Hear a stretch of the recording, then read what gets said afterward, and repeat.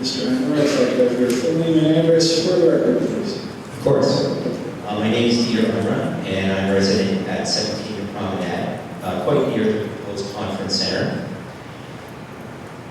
Mr. Chairman, Lord Mayor, and members of council, in respect of timing and the request that's been given to not be repetitive, I'm going to limit my comments to some facts that I think are important for you, because in the end, my concern is that the CPAC report that you have been given is really unfair and inadequate to equip you to make the decision at hand. Unfortunately, this report only became available late last week, and as you've heard, people have been scrambling to understand the implications of the report, understand what's in it, and really react to it in a meaningful way. I've heard some things tonight, and I certainly don't want to be repetitive, but I do want to add some information that I think it is important for you to consider. First of all, when we talk about the official plan, one of the things that it looks for is a planning impact analysis. And it says, a planning impact analysis is required as part of any application for an official plan and or zoning change. Now, the planning department was very dismissive in their report about the need for this. And they alluded to the PKF study and acknowledged that it was out of date. And incredibly, in lieu of that, took the developer's word for it and said, it'll all be okay, in effect. It was actually quite offensive. I think it makes your job very difficult. And I do want to point out one other thing about that PKF study. It's not a 2008 study. It is based on information from 2007. So it precedes, as has been mentioned, much of the economic downturn that we've experienced, and it is totally inadequate. It's actually unbelievable that it was accepted in the first place, but it was. I think that it clearly does not satisfy the requirements of the official plan, and more importantly, it does not satisfy your needs in making the decision that's at hand. Second thing is the traffic study.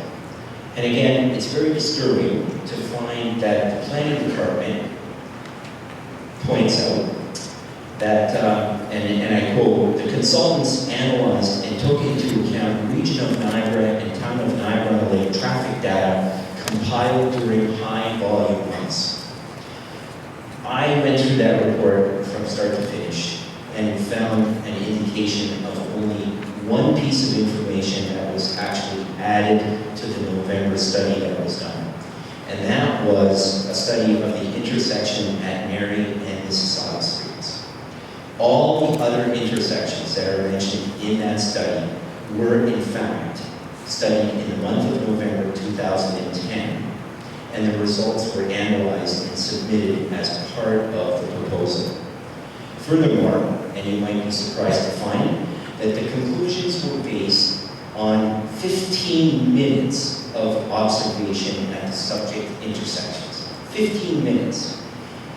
Based on that, the consultants had the nerve to say that there were no issues with traffic and that everything was okay. Of course, that's not true, and once again, you have been provided with inadequate information and unfortunately put in a position where the validity of what you're being asked to do is certainly being challenged.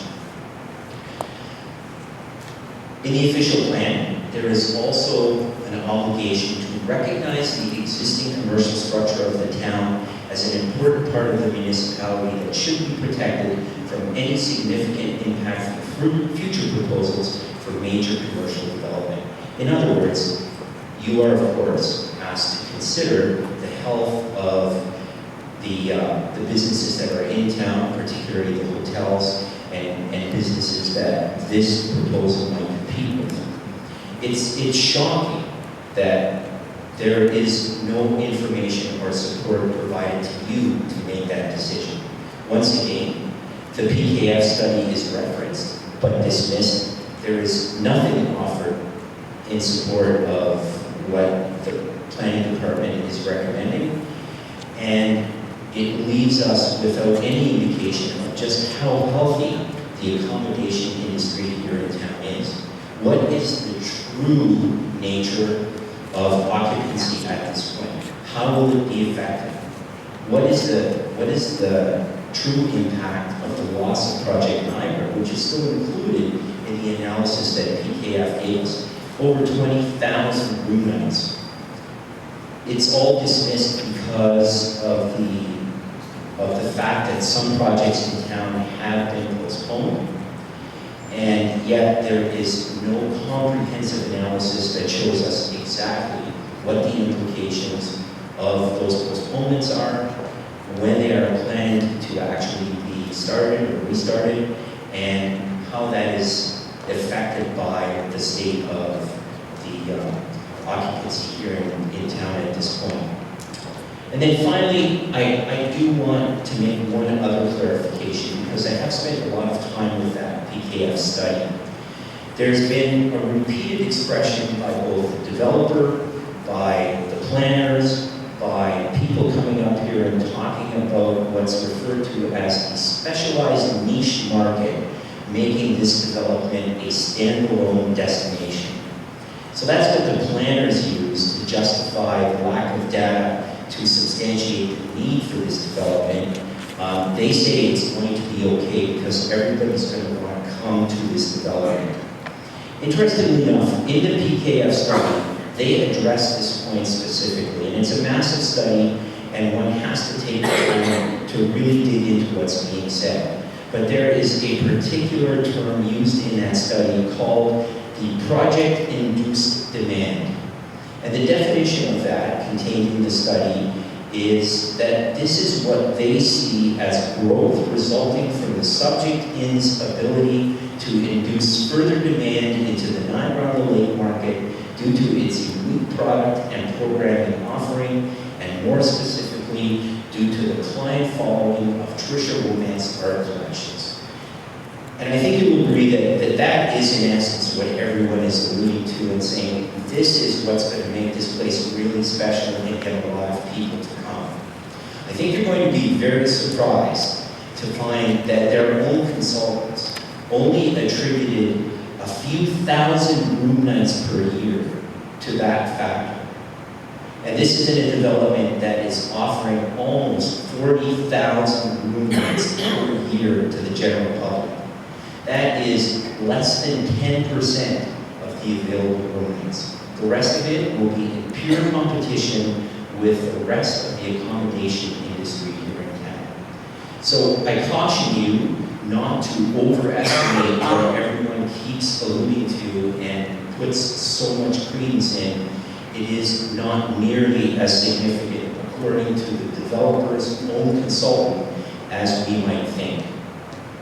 So in closing, I'm going to urge you as decision makers to demand some accuracy and completeness in the information that you are providing. I suggest that there is a vacuum of information available to substantiate a decision of any kind. You need to know what's going on. You have to have the right information in order to make what will well be the most significant decision in the history of our town.